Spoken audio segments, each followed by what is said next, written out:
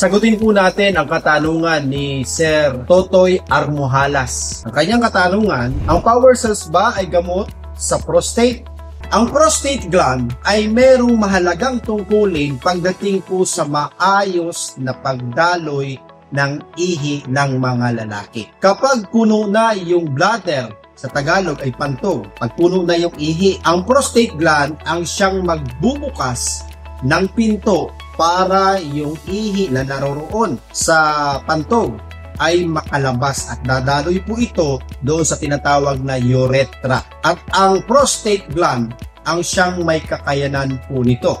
Kaya nga mapapansin po ninyo, kapag mayroon pong karamdaman na prostate cancer o prostatitis or namamaga yung prostate gland, nagkakaroon po ng problema sa panahon po ng pag-ihi. Kaya mapapansin po ninyo, yung iba ihi ng ihi, yung iba naman po hindi makaihi dahil nga po nagkakaroon na po ng problema doon sa galaw ng prostate gland. Ang Power Cells Herbal Capsule ay hindi po ito gamot, kundi ito po ay dietary food supplement na nakakatulong para yung kailangan na zinc minerals ay maibigay ng sapat sa kanyang prostate gland. Dahil ang Power Cells Herbal Capsule ay sagana po sa zinc.